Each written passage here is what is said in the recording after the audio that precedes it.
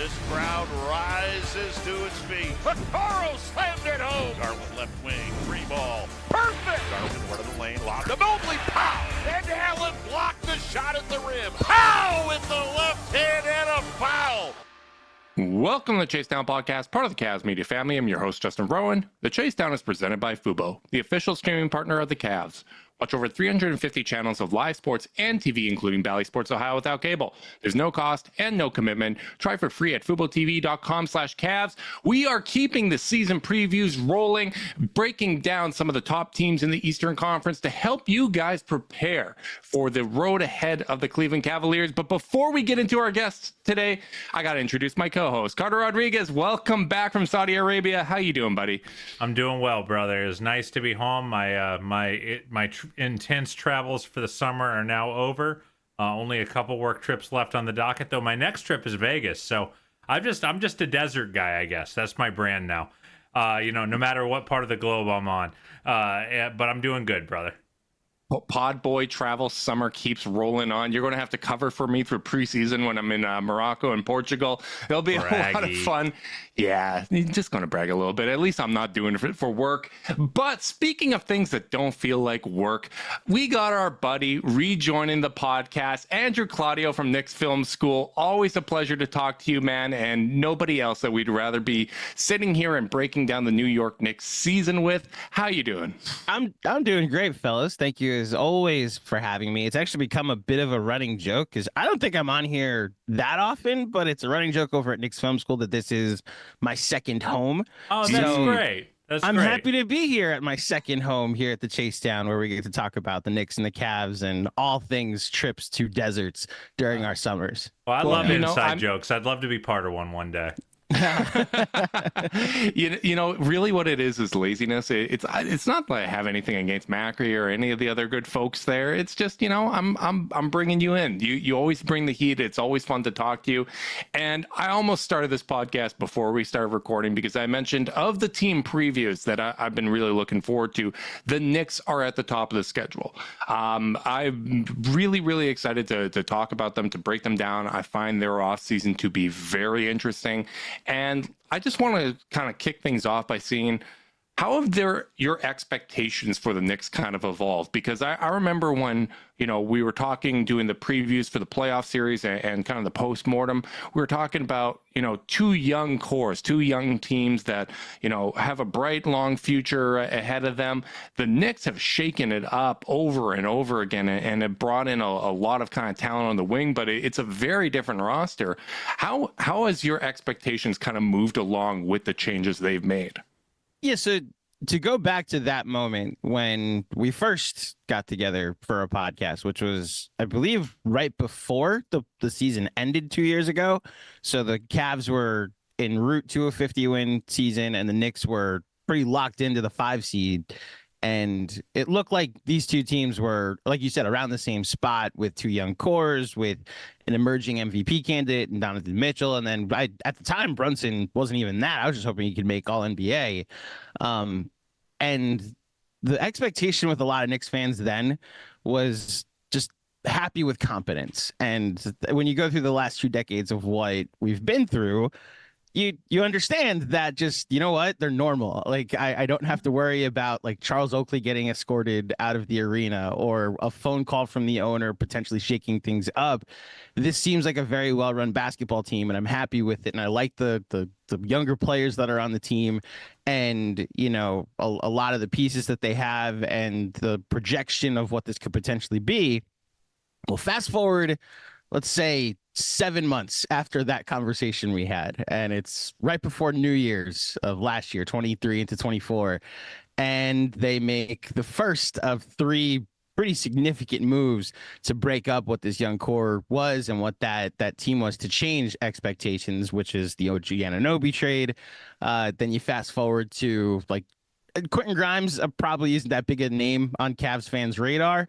But, it is. Just for the Mitchell jokes. It's for the Mitchell jokes. For the Mitchell jokes. Gotcha. Well, he's no longer a Knick, so you could take that up with the Dallas Mavericks now.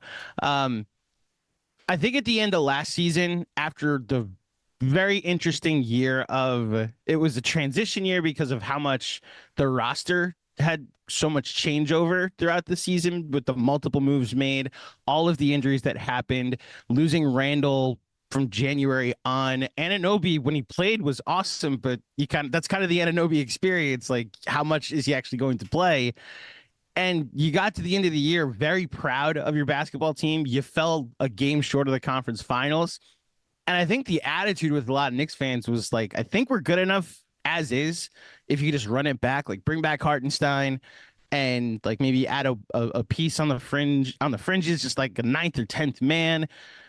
And then on June 26th, 2024, they made the unthinkable trade in that they got Mikal Bridges from the Nets. And as much of an all-in move as you could potentially make without actually being all in, because I know that they can technically make a move, but as far as I'm concerned, this is the roster, this is the core. And I mean, look, if you believe the betting markets and you believe, projections, I think they're in the top 5 hierarchy of the NBA. I believe they should be considered not necessarily like the favorites to come out of the East, but one of those it's one of those wouldn't be shocked teams. Like, it wouldn't be shocked if the Knicks came out the East this year. And the versatility that they can now do and provide with the different lineups they could throw out there, with the different defensive combinations, with the different big threes, the opportunities to go small, which I've been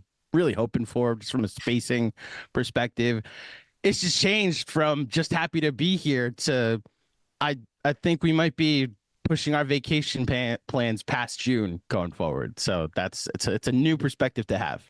How much does the price matter to you, if at all? Because I just feel like, on the list of players who have been traded for 5 first-round picks and a swap and a second, I got to imagine that it's a pretty short list. I got to imagine Mikal Bridges is one of the, lower perceived players on that list, though not too many, in probably very good company.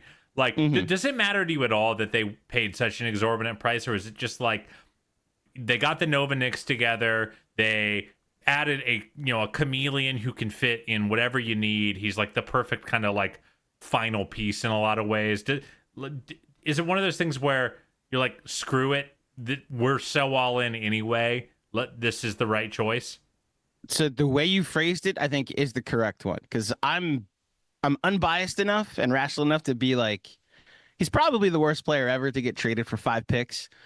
But honestly, he might be one of the only, because typically you can only trade like a certain number of first round picks, period. The fact that you guys were Scrooge McDuck sitting on all these like somewhat valuable, maybe not weirdly protected first round picks, like that made it even possible. So how many picks did Rudy Gobert get traded for? I think it was 4 and like 3 swaps or something like that. So that's the only comp I have, but yeah.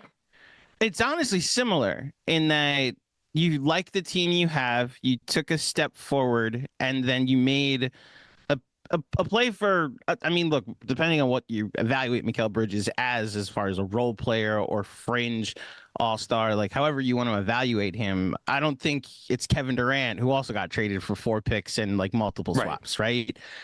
I think the fact that, like, Carter, the way you phrased it, the final piece is how a lot of us are putting this into perspective, that yes, it's an overpay. You were going to have to in order to trade with Brooklyn anyway. I don't know if Cleveland fans or just Cavs fans in general are aware of the history of Knicks and Nets trades, or really just because we have 2 teams in every sport, an American sport, like they never make trades. The Mets and Yankees don't make trades. The Jets and Giants don't make trades. The Knicks and the Rangers and Islanders, I don't think have ever made a trade. And the Knicks and Nets, the last time they had made a trade, it was like a fringe, like reserve, like a 12th man in 1983.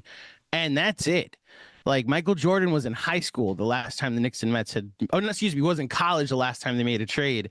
And the next one they make is one of the bigger blockbusters that the NBA has seen. I think the fact that the overpay was going to need to exist, I think, and this is maybe a spin zone, you could call me out on it if you'd like, but if you look at it as not like Boyan Bogdanovic and 5 picks for Mikal Bridges, and it's more RJ and Quickly and Bogey and 4 picks. I've done for this OG before, man. Anunoby and Mikal Bridges. Like the whole package of what the roster got turned over into. Like if you told me that to get Anunoby, they had to trade RJ and 2 picks, I'd be like, Yeah. oh yeah, that makes sense. And if for Mikal Bridges, it was quickly and 2 picks. Well, I've say done that this makes before. sense. I've done this before because I remember when the Cavs were building the championship team, you know, people were like, oh, 2 first-round picks for Timofey Mozgov. And I'm like, well, not really, because we traded Dion Waiters and Lou Amundsen for J.R. Smith, Shumpert, and a first-round pick. So you got a first there. Now you reroute that first and add another one for Mozgov. I'm absolutely fine trading, you know, Dion and 2 firsts for J.R. Shump and Mozgov. And you have to look at it in its kind of totality. And honestly, like, Bogdanovich, it was a fine kind of pickup, and I don't think Grimes is anything, but like he's a first percentile defender. Like he's one of the worst in the NBA, and he's old. His body's breaking down. Like I think 5 first-round picks, and you know we'll get to slander in a moment, but I've defended the Knicks on this. I think when you're not giving up a player of value first, and as I said, they were weirdly protected, kind of late, probably not. None of those firsts are going to be very, very valuable. Getting a player like Mikal Bridges, who's probably not going to be an all-star, but is like as good as it gets when it comes to a role player, I think it makes a lot of sense, and it made a lot of sense for this roster. Now, my nickname for the Knicks this year has been the Role Player Avengers, because like you guys just assembled all of these incredibly high-level sub-all-star like talent guys to go around Jalen Brunson, who is absolutely an all NBA talent, and also kind of Julius Randle, who's an all NBA talent. But I personally, I feel like Julius Randle is still really important to the Knicks because you need to have those top end talent guys. And especially even from a shot creation standpoint, Bridges doesn't bring a lot of that. OG doesn't bring a lot of that. How does Randle kind of slot into this kind of new look version of the Knicks? So it depends who you ask in the Knicks world. We're doing a bit of a summer evergreen series at the moment at Knicks Film School, where shout out to The Big Picture, the Ringers movie podcast. They do something called like an actor or director's Hall of Fame, where they go through their entire filmography and pick the 10 movies that like symbolize or represent their best, their Hall of Fame. And so we did a Jalen Brunson Hall of Fame, which was fun to go through for 2 years and pick the 10 games or the 10 moments that matter the most. And this past week we did a Julius Randle one, and the conflictions that exist in a Julius Randle evaluation are just why this season is so fascinating, because there's a world where it just all makes sense. Like the January version of Randle last year that we all highly touted as like, oh, he figured it out. Like this is what him next to not RJ Barrett. And this is not even a knock on RJ. We got to go to Toronto and see what RJ not next to Julius looked like, and it was outstanding. But Julius finally had a little more space and a better shooter on the wing in Anunoby that was a better cutter, and just flat out a better defender too. And it looked like we had finally seen the fully realized version of Julius Randle, and then he got hurt. Now you add Mikal Bridges, who's a better defender than DiVincenzo, albeit not a better shooter than what DiVincenzo was last year. But, you know, I think there's a world where Julius Randle, his importance is, like you said, the other creator, and doesn't have to like a lot of what got made last year was you have to focus on what you're putting around Brunson. And there was a moment where we were looking, especially in the playoffs, where teams were just, their entire defensive focus was how do we stop Jalen Brunson? And at times it worked. And you wonder if you had another all-star or someone with a lot of gravity, that Brunson can take a couple plays off and we'll run the offense through another 2-time all-star. And, you know, Brunson, who was lethal last year on catch and shoot opportunities, that just disappeared when Julius Randle got hurt. I think it's going to matter a little bit on some lineups and how often Julius is playing next to Mitchell Robinson, because Julius thrived even more so with Hartenstein, because Hartenstein wasn't always occupying the dunker spot. And so there was a little more space. If Tibbs is willing, and I think he will be, to go to like an Anunoby technically at the 5, Anunoby Randle playing your 4-5, and you go to a small ball lineup with Bridges and DiVincenzo or Josh Hart or Deuce McBride and then Brunson, I mean, there's going to be a lot of room to operate. And I think Julius can have like him in bully ball mode, I think can be, I mean, I wouldn't be shocked if he's making another all-star team, in contention for another all-NBA season. And that's the importance that he plays on this team. It's just being that other creator that you can run your offense through. And I'm projecting it'll happen too. I think this is going to be one of his better seasons. Do you think there's any like world where Randle shouldn't be closing games for this team? See, it's interesting way you asked that, because there's the shouldn't and it's the do I even entertain that will happen. Look, I like the idea of a closing lineup that doesn't that has Anunoby like, so let's just play it out. Anunoby, Bridges. Well, so it's like we could theorize this, and we've done the death lineup conversations with the Knicks throughout the offseason, right? And there's versions of it where like Josh Hart. Please use death lineup. We have a lot. We have good experiences against it. Continue. I'll be totally honest with you. Like the day the Bridges trade got made, my first thought was holy cow, like it actually happened. But when I started to actually dig into some potential lineups, because I thought they'd lose Hartenstein, my first thought went to the pre-KD Warriors. Like when Kerr eventually figured out that like my best lineup is Draymond at center and Iguodala at the 4. That's when, like, he didn't go to it all the time. It wasn't this thing he just decided was my starting lineup. It was a lineup he used for 222 possessions the first year and 374 the second year. It was his 5th most used lineup. And I don't have to tell you guys this, but I'll say it again. The only time he decided it was going to be my starting lineup was in the finals after they went down 2-1 to the Cavs. Yep. So I think there's some potential, acknowledging that nobody on the Knicks is Steph Curry, right? I think there is potential that the Knicks can go to their like light beer version of it with, you know. And you feel confident that Tibbs is going to be willing to, because one of the things I've been saying with confidence, and like this is again why we have, you know, experts for other teams on, is because we talk with a lot of confidence with things we don't know about. And I always say, I don't think Tibbs is going to play Randle at the 5. And like, you can say, okay, OG is going to be technically the 5 in that lineup, but I didn't really foresee a lot of small ball unless, you know, Robinson gets hurt. But you think even fully healthy, that's something that they might explore. It's explore is the right word. I don't think it'll be their starting 5 ever. I don't think it'll be like a lineup that we see more than a couple minutes a half. But I don't see how the roster makes that much sense if you're like because you mentioned the Mitchell Robinson injury. It's going to happen. Like we're at that point where I expect the Mitchell Robinson injury to happen each season. He and OG are probably going to miss something. Right, which is why you have Mikal Bridges actually ends up being OG Anunoby insurance, which it's a very expensive insurance premium to pay. But I look at it in that if you have your best available players, well, okay, let me backtrack to the Mitchell Robinson injury. If Mitch is out and I'm stuck watching Jericho Sims close when I have the option of Anunoby guarding 5s, then I'll be upset. If you have your best lineups available, you have different optionality, especially against the Celtics. Like I would rather OG at the 5 or Randle at the 5, whatever you want, where OG's guarding the other team's center and it's a stretch 5, which the Knicks have struggled with their traditional rim protectors.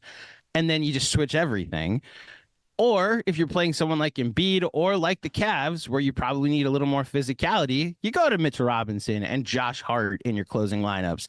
To actually answer Carter's question, I think there will be worlds where Julius doesn't have it one night and you're like, man, DiVincenzo or Hart were like playoff heroes. And because of politics, you may need to go to your all NBA player here in crunch time. I just don't think it's a world that I can realistically put out there that they're going to ever be like Julius Randle is not closing in this game. Yeah. But, you know, we'll see. Yeah, it's just, you know, it's a really interesting team because like to Justin's like role player Avengers slander, like they have a lot of lineups that you look at and you go, oh, that'll be interesting. That'll be good. But I I keep looking at them, like I was tooling around with them in 2K, just messing around, and like Carter and LeBron. That's how they evaluate the league. That's how I learned the league. And it was like I couldn't quite figure out what five I wanted out there at any given time. You have a lot of like, like I think if I have a concern about this Knicks team, it's like they got a lot of B+ lineups. How many A+ lineups do they have? Like, do you have that concern? Like that they might not, have that perfect killer 5-man complementary lineup that just blows out the best teams in the league? Or do you think they're just going to find it and one of those is going to be an A+ in practice? I think they're going to have a couple of A+ lineups this season. I think what we've seen the last couple of years is the players that they've added. Like my friends at the Chase Down, I don't have to speak to the heroics of Josh Hart and how winning a player he can be. And right now he's your 7th man in my eyes. So like if there are lineups you want to go to where Josh Hart is on the floor in crunch time, I think I was going to joke 7th man for Tibbs means he's not playing. Well, yeah. So the funny thing is Josh Hart goes game from averaging 40 minutes a game for the last like 3 months of the season to now a 20 to 25 minute player. Like, is he going to get that much? Like, who in the starting lineup isn't playing 40 minutes a game? So that's the thing that's really fascinating. So before that's my central reason why I find the Knicks to be fascinating. So way back when, before they made the Anunoby trade, right, there was actually a too many guys problem, and the outcry of a lot of Knicks fans was, why is Immanuel quickly only playing 20 minutes? Why is he only playing like the 7th or 8th most minutes on the team when like he finished second in 6th man of the year before, and he's the second sub after Josh Hart? And Tibbs just like has an appreciation for the former master of the boards, as he was called in college. He has an appreciation for what Josh Hart does. And there are times, like even throughout all of his playoff heroics, I was like, you don't have to play him 48 minutes. Like 40 minutes is fine. Give me 4 minutes at half where you have a guy that the other team respects from the perimeter. And he just was like, no, like what I value is all the other things he does. And oh, by the way, he turned into Klay Thompson in the playoffs. So like he actually made people pay for the way that they were treating him as a shooter. I think we could see something like that play out where Josh Hart is only playing 20 to 25 minutes. Anunoby is a 32 to 35 minute player. Like there is Randle coming back from an injury. DiVincenzo went from being a close to 40-minute player to now a 17 to 20-minute player. I'm curious to see how that works, because I think and this isn't a knock on certain players. Like I think sometimes we even see it with the Cavs where, certain guys are a lot better when they play 30 minutes a game than when they're playing 15 to 20, right? Where they really get comfortable, they pick their spots, they don't press. And Dante DiVincenzo, you look at some of his previous spots before the Knicks, and even, when he was playing for the Knicks before there were the injuries and he got the bigger role, he played better as the role got larger. And that's part of why I find the Knicks to be so fascinating, because spoiler alert, we're not going to give our own power rankings. We're going to let you do that. But I do have the Knicks above the Bucks and the Sixers. Like to me, it's after Boston, it's between Cleveland and New York, and my homerism is going to make me lean Cavs always. But when I'm thinking about how it works for the Knicks, whether or not, each of the starters are at that like 40 minutes per game range, and what that type of load would do to guys like DiVincenzo and Hart coming in off the bench, that's going to be one of the more interesting dynamics to me. But, there's also going to be opportunities with injuries, as you said before.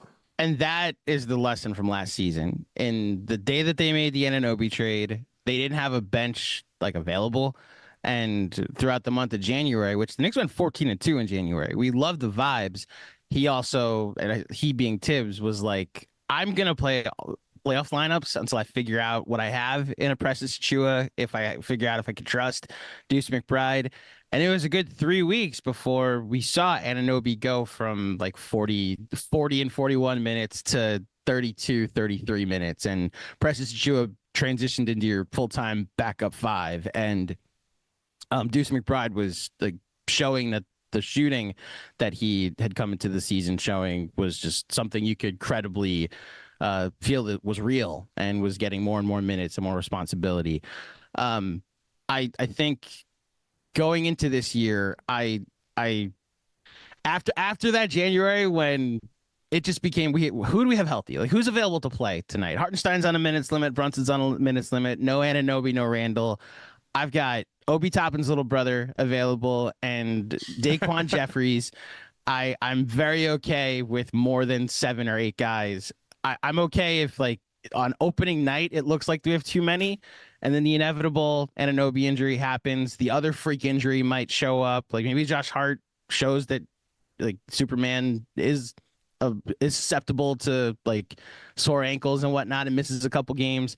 Like, I think there's a world where the Knicks saw how last season went, like, all right, there's a really good version of this team, but it needs to stay healthy, and they went and got a guy in Bridges who hasn't missed a game since high school. So yeah. I mean, Cavs can definitely relate to not knowing who's going to be available. I don't have to tell you how injuries. We know what it's like, you know, to not be sure who's going to be available for us. But Carter and I always know that Zoom's going to be available for us. Support for this podcast and the following message comes from Zoom. 500,000 businesses connect using Zoom, a single platform for phone, chat, workspaces, events, apps, and video. Zoom enables real-time collaboration for teams around the globe. Zoom, how the world connects. So it's funny. Obviously, there's been big changes with the Knicks roster constructions over the last few years, but I still feel like there is a lot of parallels when it comes to the Cavs and Knicks. And honestly, like, I'm going to continue to plant my flag on Julius Randle is really, really important. And the biggest reason is, you know, that creation that you mentioned before. Because when I look at Mikal Bridges and OG Anunoby, they are exactly what you want from 3-and-D wings, right? Like, Bridges a little undersized, but he makes up for it with his wingspan. OG is like kind of the absolute prototype. But the one thing they don't really bring is creation, right? Like, you for themselves or others. OG's in the 15th percentile when it comes to isolation efficiency. Bridges in the 23rd. Like, they do not give you juice there. And I really feel like you need Randle to provide some of that. And, like, from the Cavs standpoint, I think it ties into, like, the roster building kind of conversations we've had, because I think you and like, similar to us, when I look at, like, the top 10 lists that come out, neither of our teams have a consensus top 10 player. Like, I would, you know, I'd put Mitchell in there. I'm sure you would put Brunson in there. But, you know, when you talk about team building and how you win around a player, you don't see a lot of historical builds that have won a championship around, you know, a player that isn't a, like, top 10 consensus player. And I don't think you do that with just strictly role players. That's why when it comes to, like, the Cavs offseason conversations, I don't think the way you win with Mitchell is by turning all-star talent into role players that are like fit an archetype, but you're losing talent. And Julius Randle is that kind of talent for you guys, where I think even at the start of last year, there was probably an argument he was the next best player or the most impactful player during that stretch. So I just feel like, as much as there might be, you know, oh, we'll pivot to getting Dante in the lineup and whatnot, I feel like Randle needs to kind of consistently be part of that. And it'll be interesting to see if they go with the Brunson, Dante, Bridges, OG, Randle lineup, you know, as the season progresses and that need for playmaking becomes more evident. I wanted to ask you about the playmaking a little bit, because one name we really haven't talked about much is Hartenstein going away.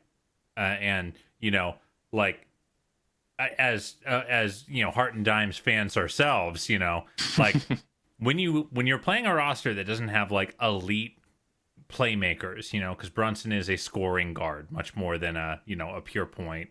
You know, Randle certainly can be a bit of a black hole. Having someone who can catch the ball at the nail and kind of just keep the offense connected is pretty freaking important. And, you know, we know Mitchell Robinson is not that. Like, are you worried at all about, like, the general playmaking IQ of the roster and, you know, them getting unstuck? Or are you kind of betting, like, you know, because these are questions we asked about the Boston Celtics last year, and they basically said, well, we have, like, 6 guys who are pretty good playmakers and all of us can do things with the ball, and that carried them way further than I thought it would. So let me start here. As obviously we threw a lot at you. No, I want to answer it all one at a time. Let me start here. And I think my 2 friends who covered the Cavs and are Cavs fans will appreciate this. I'm coming to you from Queens, from the heart of New York and the Big Apple, the city that never sleeps.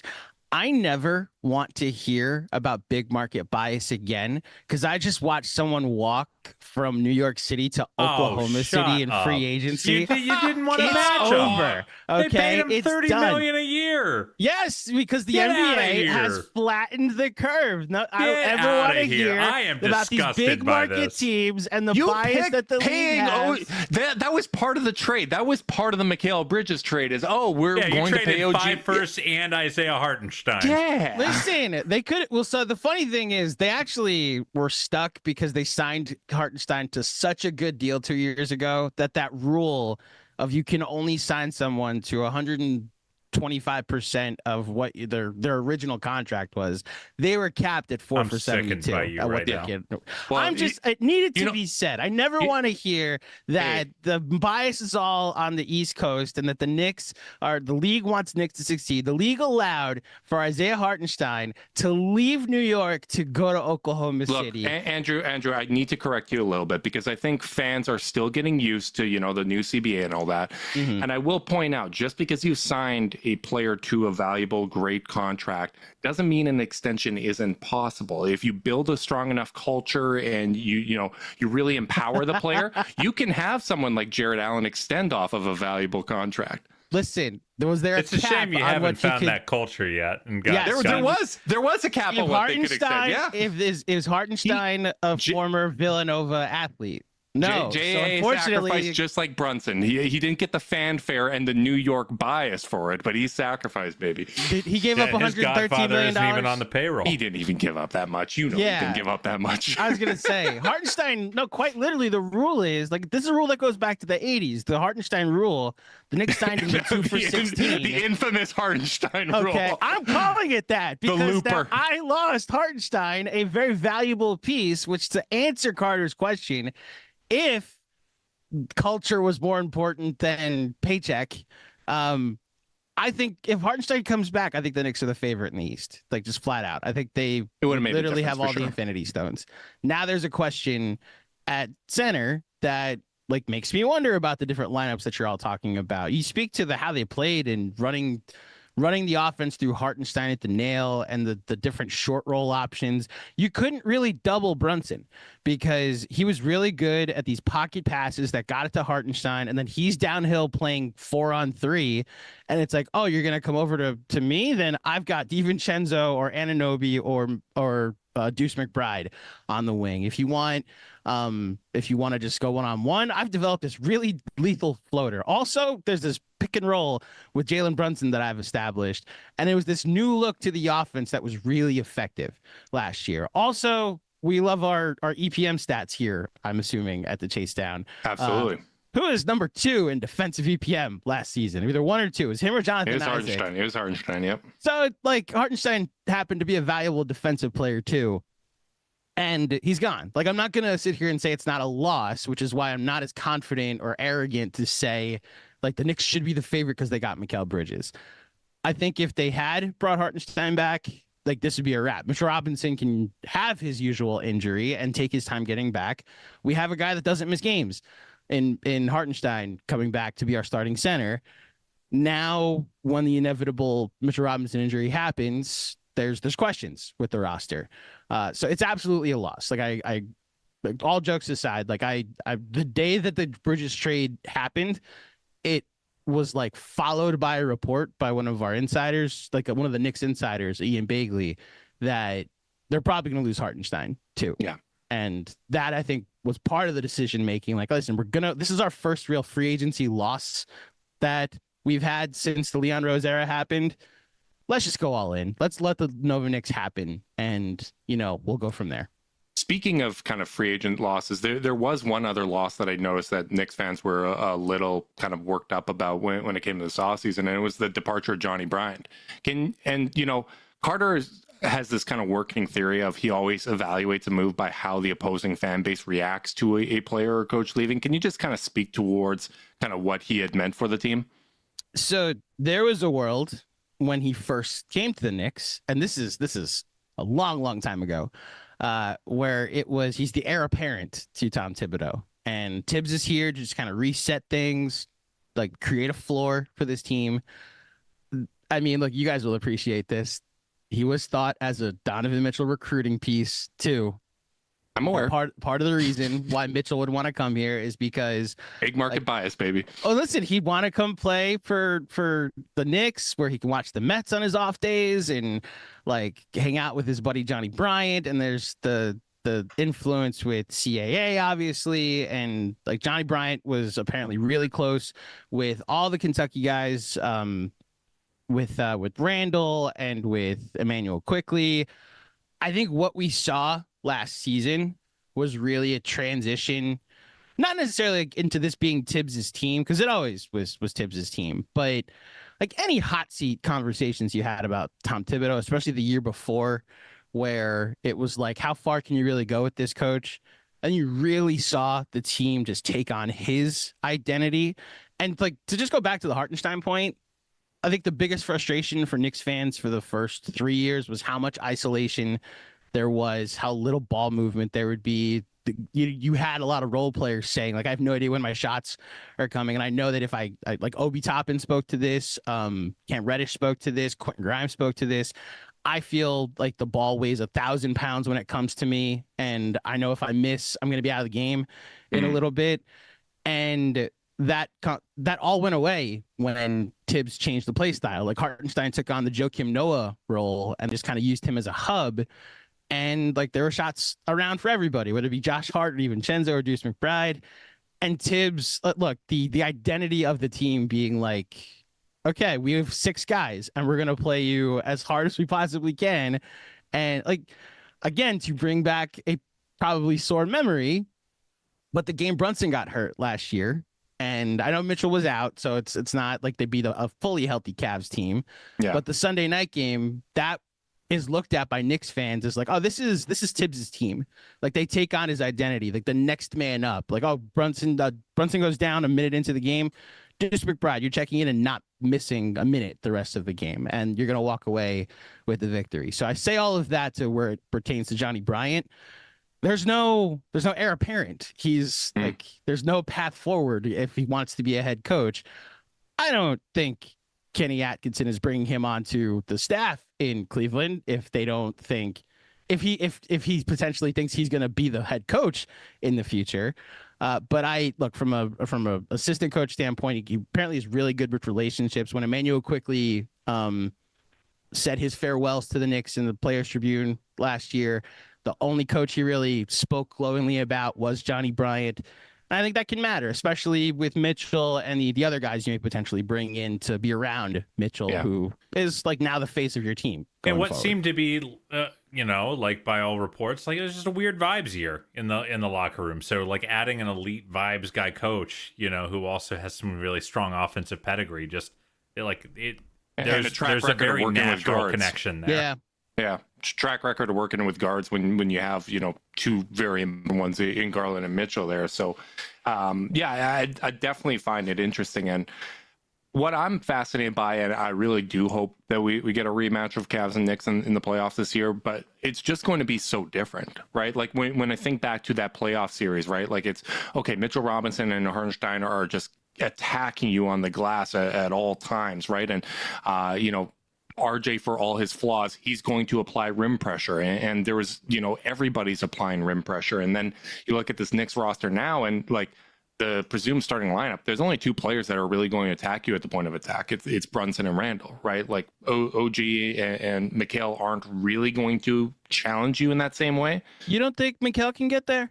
Like the Brooklyn experiment was a failed one. I feel but like you don't think he can be a threat? I'm going to answer before Rowan does, because I think Justin is doing the thing where like he's looking. I feel like you've looked very hard at Bridges' numbers in a very bad situation where he's doing like 40% too much. And but I want to believe that it's bad. I know you are, and that's why I'm challenging you a little bit, because like what I would say coming off of this is like Bridges is a famously very smart player, very like hard worker, and like I think he's shown that he can be a really, really excellent role player. And I feel like the upside for Knicks fans here isn't that they're expecting him to play like the player he was in Brooklyn. They're expecting him to play like the player he was in Phoenix, but one that now has the experience and all the playmaking reps that come with, hey, the ball swung to me on the weak side, and I've been getting loaded up on for the last 2 years, and I actually only have to beat one guy to get to my look. Like, I think that is the Bridges upside, and I think you are, maybe hype because of your slanderous intentions, hyper focusing on like efficiency numbers where it's like, I just feel like he got all these reps to get really good at a thing he doesn't have to be as good at anymore. I agree with that. Like, I agree that he can attack in those situations. And I think, that mid-range pull-up he has, like, I do believe in that. And, like, let me be clear. I think he is, your second or third best player. Like, I'll say third just because I think Randle's high end is higher than where Bridges can get to.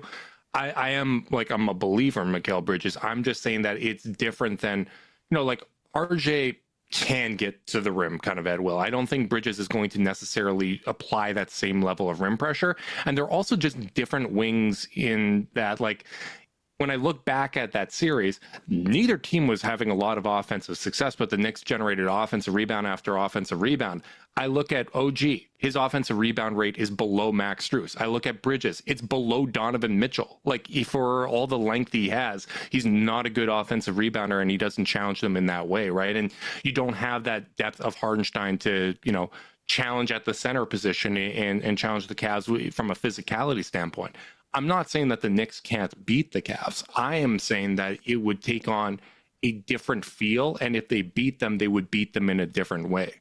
They're prioritizing the first shot now. Like, that's the beauty of what the team was 2 years ago to compared to what they've morphed into now. I like that phrasing. I like that a lot. It's the reality of it. Like, the thing of Mitchell Robinson and why he's still a valuable piece is that no basketball player or basketball team outside of the Pacers in Game 7 against the Knicks last year has ever shot 100% from the field. And I look at it that, Carter, that was not fun. I'm sitting there in the first half. The Pacers have missed 6 shots, and it's like, are they going to miss in the second half, right? And they just didn't. I was in a hotel lobby on vacation with my wife waiting to go to the airport, and I was in the lobby were 4 New Yorkers. Yeah, just furious. It's not fun. Yeah, furious like, I'm watching that game. Neesmith, McConnell, and Nembhard just completely eliminate me from the playoffs, and it's like, it's less fun. What? When guys are missing shots and whistles are blowing like a Tuesday in November. that happens. For one team. Proceed. I say all of this because the Knicks almost looked at their rebounding advantages as insurance. And part of the way that they were able to get the 4th best offensive rating 2 years ago with the 7th worst effective field goal percentage is they were like, we're not just prioritizing a first shot. Like, we understand RJ. We're not a team that finishes well at the rim. RJ doesn't finish well at the rim, but he gets to the rim. Julius doesn't finish well at the rim, but he gets to the rim. And then we've got this elite offensive rebounder, Mitchell Robinson and Isaiah Hartenstein. And look, this guy Josh Hart is a pretty good rebounder too. And we're gonna get as many shots as possible during this possession.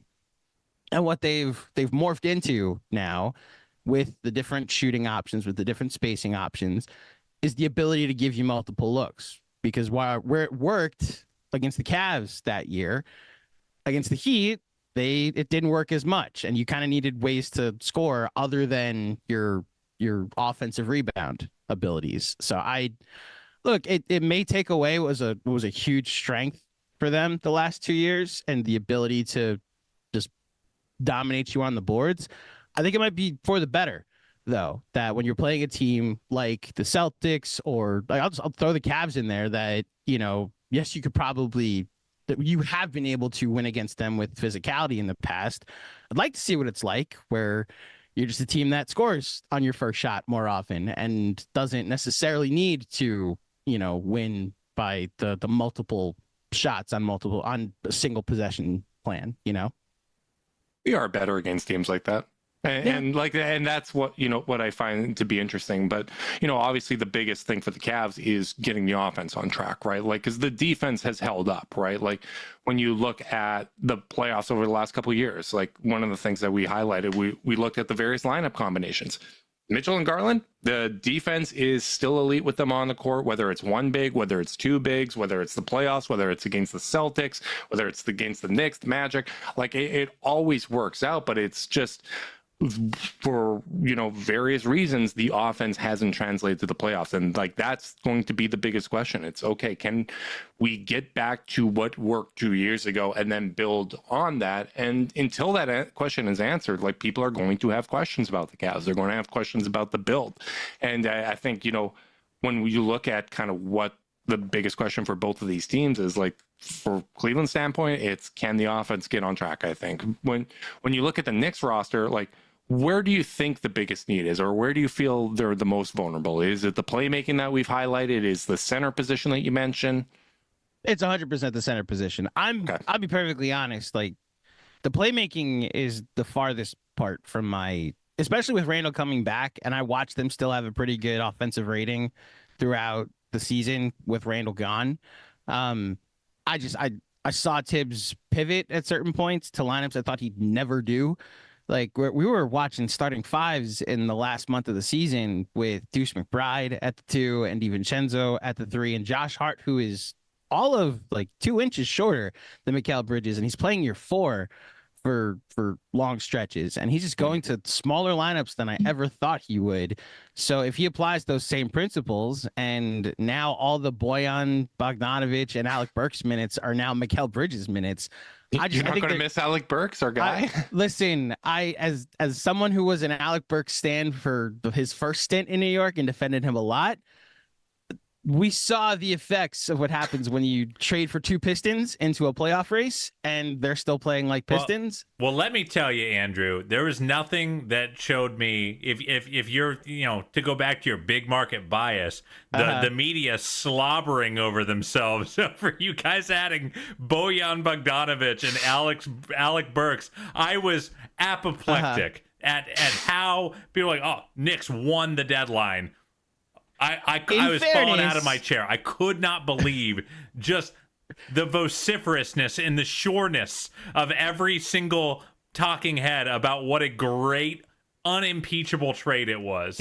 Carter's mad when he throws out the $5 words. Your response, Andrew. In fairness, did you think they would be like fine 7th and 8th men when the Knicks made the trade? I'm not saying like I thought that was the best case scenario, was that they would be fine 7th and 8th men. That's what we thought too. And Carter, for 2 months they weren't playable. Like we were saying in the middle of March, like, we just need to survive the Pistons minutes.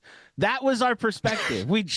You guys are here, so Josh Hart isn't playing 48 minutes in the regular season. Like, Josh was playing 48 minutes in the regular season. By the time we got to the playoffs, it was Alec Burks wasn't playing, which is the beauty of last season, is they traded for both of them. And we thought, okay, like, Deuce McBride probably moves down the pecking order.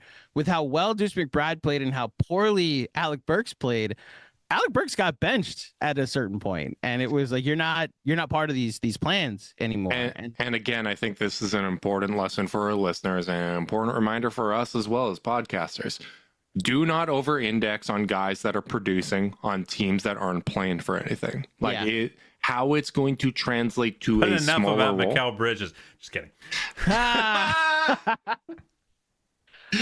was well done. That was well earned. Guy did make the finals. At least literally 3 years ago. We have that. At least we have that. I had to take the low-hanging the reason fruit. I can co-sign it is that ends up being a shot at Brooklyn, and I'm here for every shot at Brooklyn that's ever existed. Fair. So I'm probably more upset. I'm more upset at that than you are, just because Carter is like stepping on my turf, and like that is strictly my domain of especially since I just really like aggressively defended him against your slander. Unfair slander is very much my wheelhouse. To loop back, it's the center position, because you looked at what they had. If they bring back Hartenstein, as I just said, like, you had an insurance plan if anybody got hurt. Like, if Randle got hurt, all right, we've got Anunoby at the 4 we can go to. We've got Josh Hart at the 4 we can go to. you could throw Bridges at the 4 in certain lineups, like you're fine. If Brunson went hurt, like there's no real adequate replacement for Brunson on the team, but like you throw Deuce McBride into the starting 5, you look, Tyler Kolek gets some minutes, this rookie that we're really excited about. Campaign, NBA veteran, just has to play like 10 to 12 minutes a night. As long as Brunson isn't out for significant time, like you have you're 25 Alec Burks. right. So like, but right now he's like the 12th man, so you're okay with him there. If he was your backup point guard, it might be a different conversation. But like, you know what I'm saying? Like we have insurance options with Mitchell Robinson now is like your starting center, and now your backup is Precious Achiuwa, who's really like an undersized 5 and probably shouldn't be a starting 5, but really ever on a team that's trying to win games. Then I think you go he's to fine Jericho as a backup. I think as a backup, yeah, as a backup that can play 10 to 15 minutes a game, which is why I think we'll see a lot of those small ball lineups. He's fine. Jericho Sims, similar principle. Mitch goes down, your center depth is just honestly it's non-existent, and it's why I think that's the move the Knicks, if they are to make one during the season, it's to, like, the aprons are tricky to navigate these days, and I recognize that the Knicks are now no longer sitting on a treasure trove of assets, but if they are to try and make a move this season, I think it might be something for a center, whether it be a Mitchell Robinson replacement or just a backup center that's more dependable, you know? Yeah, and obviously that's an important position, because when you look at the other top teams in the Eastern Conference, you got Kristaps Porzingis, you got Joel Embiid, you got, even though he doesn't play center, he functionally attacks the rim like one in Giannis, and then obviously the Cavs are not short on big men either, and like for me, that's the 5. That's the 5 teams that matter in the Eastern Conference. Those are the 5 teams that I believe have a chance to make an NBA Finals this year. Do you agree with that? How open do you think the Eastern Conference is? It's 5.5 to me. Because Who's the 0.5? I'm just never ruling out the Miami Heat.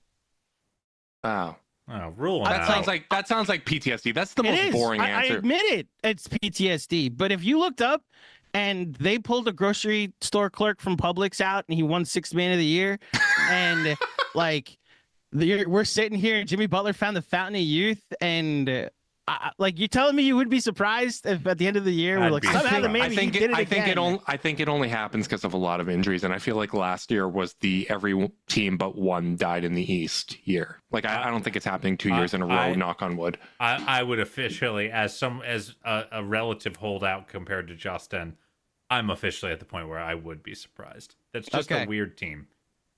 I might need to check into I feel like therapies then, because I'm so haunted by 2 years ago. I was riding so high after that Knicks Cavs series, like, oh my God, we're gonna lose to this Heat team, no way, and then we lost, and then they beat the Celtics, and it's always there. The zombie. I've got no fear of Indy for either of you, by the way? No. No fear of Indy whatsoever? Nah. No. I believe in Orlando more than them.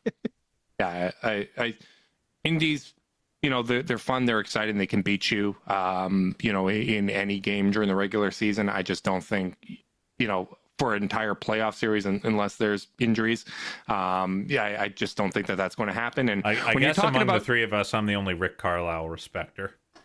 I respect Rick Carlisle. Justin knows a very astute analysis of how to evaluate the Indiana Pacers. They're a bunch of front-running losers, and they're going to enjoy the play-in this season, okay? Nice Reggie Miller shirt, loser, okay? Reggie Miller, who won a grand total of 9 games in his life at Madison Square Garden, the building you owned. Get out of here. I love that. I love some of the old rivalries coming up. And when you're talking about, slander is a very helpful way to get over hurtful memories in the past. When it comes to the Miami Heat, do the same thing I did with the Knicks. Repress. Just push it down. Don't think about it. Don't acknowledge it. Don't let it affect your calculus. Do not think about those things. All right. Deal. So you got 5.5 teams there. I think it should be 5, but I think we're mostly on the same page. Before we wrap this up, we'd like to get our guest's opinion on the top 8 in the Eastern Conference. Power rank the top 8. You can start from the bottom. You can start from the top on likelihood to make an NBA Finals or your confidence in their ability to make an NBA Finals. Let's go with that. Let's do that. So I'll start at 1 because it's easier that It's way. so much easier. So I got to be honest. I don't think Boston's in a tier of its own anymore. Okay. I actually didn't think that last season either. I know what the net rating was. I know where it was all time. The whole year, I was like, I'd like a team to test them. I just want to see one team test them. And I honestly think the only 2 times I saw them tested last year were when they played the Denver Nuggets, and they just never played them again in the playoffs. So we almost pushed them to 6 even without Mitchell and Allen. So think about that though. Like an injured Cavs team is still able to steal game 2, right? A Miami Heat team without Butler still steals game 2. And game 4, the Cavs almost won that. That was the free throw discrepancy game that I'm still bitter about. But like that's, even without Mitchell and Allen and, Garland limited, Mobley playing through a high ankle sprain, like I'm with you. And especially like championship hangovers are a thing. I feel like they can be beat. Porzingis isn't going to play until 25. You got Jaylen Brown, whatever feelings he had from being left off the Olympic team. Like, again, this is me looking at everything that could go wrong with other teams and never doing that with the Cavs, because that's what the offseason is for. It's pure optimism. But when I'm looking at the Celtics, it's like, all right, you won a title. How much of a hangover is there? How much is the Olympics going to bother you? Is everyone going to sacrifice at the same level now that you've got a championship? Like I'm mostly with you, and I think why they were so far ahead of the rest of the East was every other team in the East got hurt but them. Yeah. And if I could bring this full circle, the New York bias conversation that we've had. I watched that game 4 that you're alluding to, where the free throw discrepancy game, and I then projected like, man, that wouldn't happen with the Knicks. Like if that's at MSG, like if that's at MSG, we're absolutely like Brunson's getting 15 free throws. Like I give me Boston so I can get a little New York bias in this series. Oh my God, you're not wrong, but proceed. Yeah. So I always wanted to see the Celtics get tested, and like I watched their armor show weakness throughout the playoffs, but they never had a fully healthy squad that they went up against. Even the front running losers in the Pacers, like, had a fourth quarter last minute lead in games 1, 3, and 4 of the series that Halliburton played 2 games of, and that still ended in a sweep. So imagine if a good basketball team was playing against them. So I kind of look at the Celtics as the clear team to beat. I don't think they should be in a tier of their own. They can be beat. Right. Like this may just be partly my Knicks bias. Partly I think the Bucks had the year from hell. And look, how many teams are in that tier 1 though? That's my question, because I'm about to guess you're going to say 2. I'm going to say there's 3. I do think we need to reevaluate what happened to the Milwaukee Bucks last season, and Dame got traded to the team the day before media day, and they did have 3 really, really good lineups that they just never got to play in the playoffs. I know what the last 2 weeks of the season was for them, where they're just losing to these lottery teams. And then honestly, there's this game, this second to last Sunday of the regular season, where the Knicks went into Milwaukee and ran them off the court. And I was like, that's not a team ready to compete. And then Giannis gets hurt the next game, and that's the last we heard from the Bucks. Yeah. And I wonder if with a full playoffs and full off season of rest for the Bucks, we're a full training camp. I like the mid-level moves that they made. Gary Trent Jr. is a depth piece that they just shouldn't be able to get, and they were able to get him. So I think we're quote unquote sleeping on the Bucks, sleeping on Giannis a little bit, and there's a world where we're sitting here and they're like 40-10. It's like, oh yeah, the Bucks are good. So I'll put them in that category. Okay, so you did a lot of complimenting the Bucks, and I feel like it was a cover so that you just kind of skirted past. I'm assuming Knicks are 2. Knicks are 2, Bucks 3. I'll put them there because I like the Knicks. I feel like you skipped the Knicks part just to be like, I'm not a homer. I'm saying nice things about the Bucks, but also Knicks number 2. So that's I tier wouldn't be 1 shocked to you? if that's. Say that again. So that's tier 1 for you. Yes, that's tier 1. I'll go Boston, New York, and and Milwaukee. Then I think it's a very clear 2, and I don't mean this disrespectfully because I think you can beat the Sixers, but it would be 4-5 Philadelphia, Cleveland. I would absolutely like see a world where the Cavs beat the Sixers in a series. You don't have Orlando or Indy in that tier. No.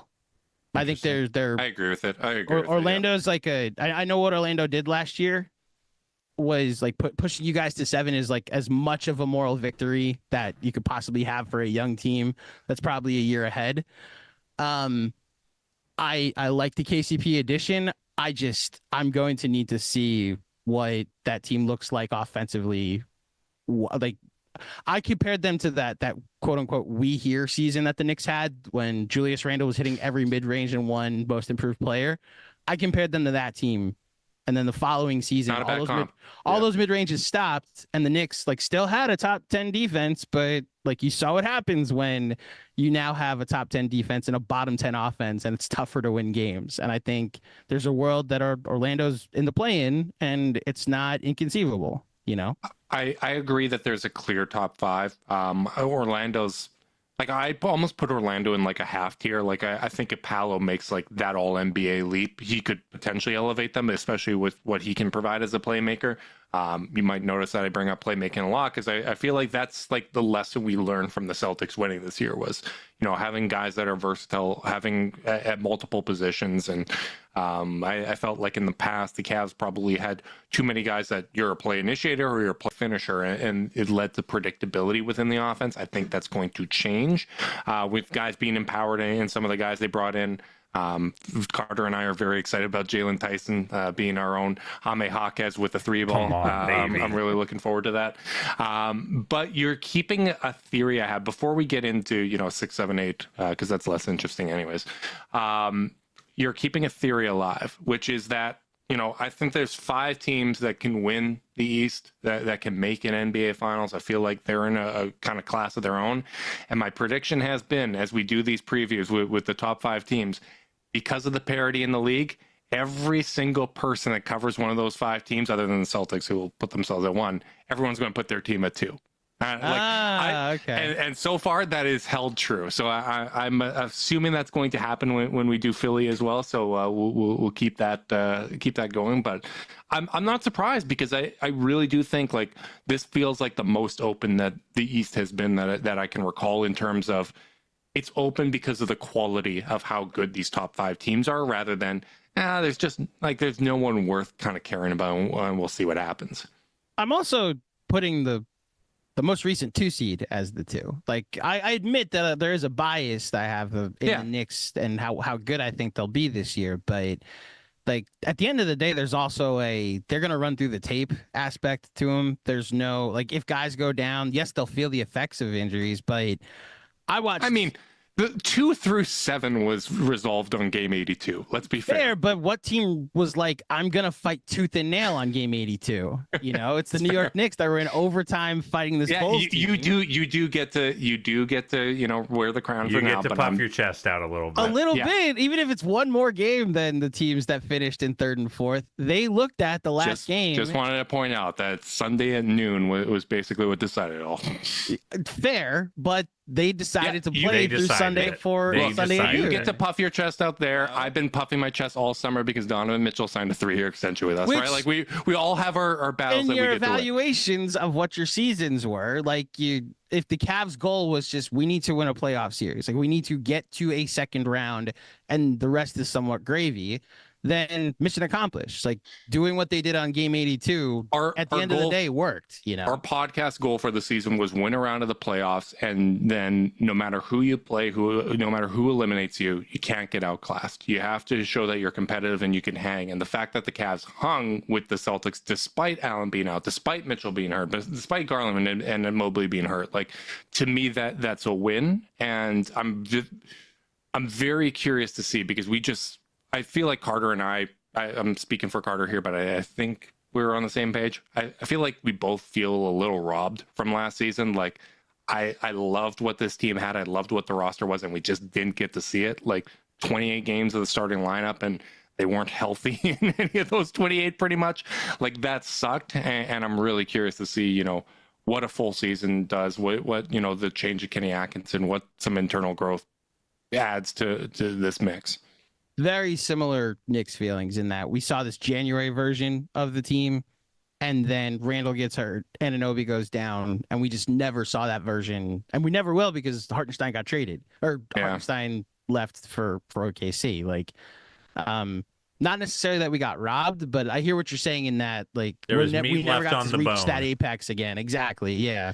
Well, and especially as analysts, like, we become invested in, okay, this is a version of the team that we spent a lot of time talking about, and we want to see, all right, let's get proof of concept. Let's find out, like, even just from like an instructive standpoint, like, all right, I learned through these games where I was wrong. What did I over-index on? What did I not account for enough? And then when you spend so much time in front of microphones and cameras talking about that stuff, and then you just don't get to see it, like that's frustrating. You're inevitably going to feel a little empty as a result of that. Yeah. I say all of this about them being the 2 seed last year. That really did feel like something they earned, especially with everything that they went through, especially with how they played the last 2 months of the season, very shorthanded. And then they needed to win out with 5 games left, and the Bucks had to go 2-3, and they got it. So I say, like you say, I'm puffing out my chest. I say that as a point of pride. It also wouldn't shock me if the Knicks are the 4 seed this year, and we're Knicks Cavsing again. I don't think any of these top 5 teams should be that worried about seeding. Or in the sense of being like, we failed because we were the 5 seed or whatever, or the 4 seed. It's like, I think it's going to be crazy tight at the top of the league again. It's going to be 1 or 2 games that separate a lot of these teams. And like, by the way, like, even though neither of you believe in Indy, that's a great regular season team. They could win a lot more. They could win a game that outpaces your belief in them as playoff teams. So I just think as long as you're dodging the play-in, you know, like, and obviously you want home court really bad for the first round, just because no one wants to lose in the first round, and not having home court in the first round would suck. Like, I think there is just a ton of parity at the top of the East, and it's going to be a really fun conference to track. And honestly, like, as much as we're power ranking ability to make it out of the East, like, when it comes to the regular season, I think Cavs, Knicks, all these teams should feel like there's a chance that they can get the 1 seed. That, you know, screw home court for 1 round. I want it for 3. Like, let's get this thing going. Yeah, I think 6 teams could get the 1 seed. I really do. You think you have the Pacers in the conversation for the 1 seed? I think there's a real world where all these teams could be up in the high to mid, or the low to mid 50s. It might be one of those years where, you know, if Boston doesn't win 60 games, you know, everything's flat. You know, everything's tight. And like in that construct, like, I just don't think it's that far-fetched that you could have a team win the East with 53 wins. And like, that feels like Indy's like very top end outcome. But like, if it is and the rest of the league is flat and no one else in the East runs away with it, like, why couldn't they? I just think it's one of those years. This is 2017 in your mind, where you had like 4 teams around 53 wins that, like, the Cavs were what, the 3 seed that year, the 4 seed that year? Don't ask me. Probably, who knows? But they weren't. They had to go on the road to Boston in the conference finals, and I don't think they were ever. Didn't matter. Yeah, I don't think they were ever the 1 seed. Like, in those 4 years. 2016 they were. They because they hosted the Raptors game 1 and 2, and then they had to go back to Cleveland 2-2 in game 5. Yeah, maybe. That's the only one I remember that they were the 1 seed, though, because you're right.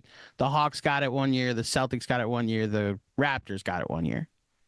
Yeah, right. We were the 1 seed that year. How about that? Yeah, 57 and Toronto's 56. I have a weird memory in that. Yeah, I remember weird NBA trivia. You remember like our team better than we do. Yeah, how about that? They were on a national. Listen, when you're a Knicks fan, you don't have Knicks to watch in the playoffs, so you memorize other teams' playoff races. I get it. All right, before we wrap this thing up, you do got to give us your 6, 7, 8. I'll go Orlando 6, Indy 7, and Miami 8. But I could see Miami being 7 because that's the same order. The devil works in mysterious ways. Yeah. Yeah. I feel like, and I think I mentioned this on the Bucks preview I did with Ty Windish, but I feel like Philly's going to make us wrong one way or another. Like, I feel like Philly's either going to be 2 or 7. Like, I don't see a lot of outcomes where they're 4 or 5. Like, 4 or 5 feels like hedging on, well, you know, they might be healthy for some of it and then not healthy for others or whatever. Like, I feel like it's either going to work or it's not. Like, that seems to be the Sixers experience. They don't spend a lot of time in the middle. If they're healthy for a playoff series, they will be a pain to play. And I say this as someone who had to play or watched his team painfully play a Sixers team that didn't have Paul George in the first round last year. I'm going to be interested. I'm going to be interested to see how it all mixes. Not to go too far into like a Sixers preview here, but I think Maxey was awesome when Embiid was out, and you know, I think him getting to that level with Embiid there was going to take adjustment, and it's going to take even more of one Paul George. And then your 4th and 5th best player are Caleb Martin and Kelly Oubre. Like, man, their 7th man right now is PJ Tucker. Like, not PJ Tucker, Eric Gordon. Like, I'm just not afraid of that team when my 7th man is Josh Hart. Like, I'm sorry. It's just it's the difference between them and the rest of the top of the East. Yeah, like, extremely top heavy. If we're just doing big threes, that's a different conversation. But we saw the Celtics, like, depth was the thing that mattered. Porzingis played 3 playoff games that mattered in the playoffs. It's also important for surviving a regular season. Yeah. Like, we talked about that a lot. Like, it's really important. Like, the fact that the Cavs still managed to get the 4 seed with the injuries they had last year was absurd. And like, it's part of the depth. Like, I know people aren't totally happy with the bench and the rotate, like the depth that the Cavs have, but like, they went from bottom of the league in depth to middle of the pack in bench scoring, and that was with a lot of that bench starting a lot of games because the starters only played 28 games, right? Like, I think the depth is a little better than people realize, and if Carter and I are right about Jalen Tyson, it's going to be even better. And we definitely are. Yeah, of course. Yeah, of course. You know, I don't think I'm about to start being wrong on this here podcast. I can't see that coming. Andrew, thank you so much for coming on. We really do appreciate it. Don't want to take up too much more of your time here. So big thanks. Let the people know what you got going on before we wrap this thing up. You can check out Knicks Film School everywhere. Podcasts are available. We're on YouTube. We have a great newsletter that John Macri authors and has been killing it throughout the summer. And then, of course, during the season, that's where we'll be covering what could potentially be one of the bigger Knicks seasons of our lifetimes. Not many in competition for that, but we're excited to watch a very, very exciting Knicks team that might have entered the contender world. So you can check us out over there. I gotta say, I love Knicks Film School coverage. You guys do a great job, and I think you're in for a really cool season. You've got all these guys that used to play together, coming together again, with Bridges, Brunson, Hart. You've recreated the 2023 FIBA USA team. So hopefully you can beat Lithuania this time. Hopefully you can get there. Listen, I could tell there was a shot coming there. I was seeing the path. Like, I saw the plane route, and I was like, where's this going to land? Is this going to be Denzel in flight? Is he going to land the plane here? Fair. And I also look forward to more victories in Philly, which are Villanova triumvirate. I know this is like the wrong podcast to talk smack about Philly too, but no, it's not. You want to talk about like the smoke you have reached your target hard audience. The smoke I had for the Pacers earlier is nothing compared to how much joy I had. That was a bloodbath. And like, you guys, like, Justin, you remember from last season, I would ask at the end of all my pregame pods, like, the Mount Rushmore of rivals. And it's like, who are the 4 teams that you look forward to the most because you hate them the most? And I kept throughout the season being like, I have nothing for Philly. And it's weird because I hate the Eagles. I hate the Phillies. But in the Sixers, it's just like no Knicks Sixers playoff wars. And that has changed. It doesn't take much to start hating them. No. My goodness. The Joel Embiid Knicks rivalry, I'd argue it's entered Reggie Miller territory. That's how much smoke there is in that. And if we get the man's got talent, he can enter that. Well, when kind of you're pantheon. not playing basketball and it turns into a WWE match and you're just seeing ankles and knees and limbs, you're like, oh, mine. Yeah, it's gonna become. Why do you think I hate the Raptors? Why do you think? And then Nick Nurse goes there. Nick Nurse goes to Philly. Nurse goes there. Yeah, and it continues. Like yeah, absolutely. And I've got my radar on Caleb Martin going from Miami to New York or to Philly and coached by Nick Nurse. I'm watching you closely. Have some sharp elbows. Yes. Yeah. Carter, the satisfaction, guys. He's got him on a grindstone right now. Just sharp winning in 6 with 3 Villanova legends in Philly was so satisfying. And I cannot wait for that team of losers to lose even more next year because they assembled more losers. Hi, Paul George. Carter has been rooting against the Cavs playing the Knicks or the Cavs playing the Sixers in a playoff series for a few years just for my mental health. I just don't want Justin to go down too dark of a path. I feel like I have an obligation Justin, I'm there to protect with you. my guy. I'm there. I get it. Justin's going to get us fired. He's going to get us fired if we play Philly. Again, I left the Cavs series being like, oh, you know what? I know obviously we won, so it was different, but it helps. But I left with no animosity toward anybody against the Cavs, right? Like even honestly, when they played the Cavs. I was more just kind of frustrated with how it all went. I don't feel a lot of ill will for the Knicks, and honestly, I think you guys in Knicks Film School have helped make that reality. Like I think you guys do such good coverage and you're so fun and whatnot that it makes it harder to hate you guys. And usually how people talk about a team or player influences how much I hate that team or player.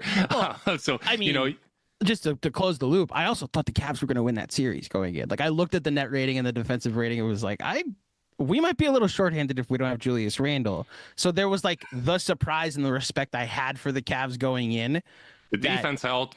Well, defense helped, rebounding helped, but I then got to the Heat series after that, and it was like I was more upset with the Knicks. To your point, like I was just overall frustrated.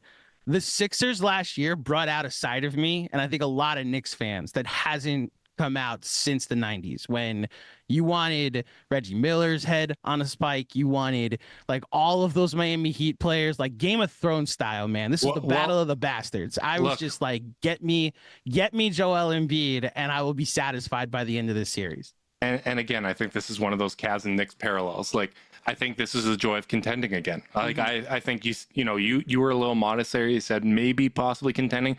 Puff out your chest, man. Like, you guys have arrived. The Knicks have arrived. You're a contender. I feel like the Cavs are now at that stage where I think a finals berth is possible. I think a championship is possible.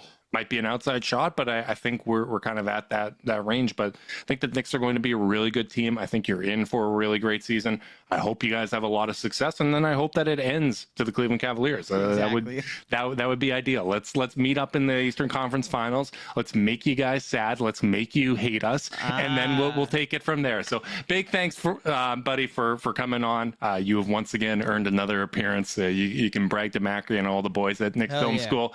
Big thanks to everyone that tuned in live on YouTube. Make sure you guys like and subscribe. Click that notification bell so you know when we're going live. If you're listening via podcast and you want to support us, leave us a rating, leave a review, subscribe, unsubscribe, resubscribe, and help cook those books. If you want to be part of Chasedown's exclusive Discord chat, send a screenshot of a review to chasedownpod@gmail.com. However you choose to support us, we really do appreciate it. Make sure you guys are staying safe out there. Until next time, go Cavs.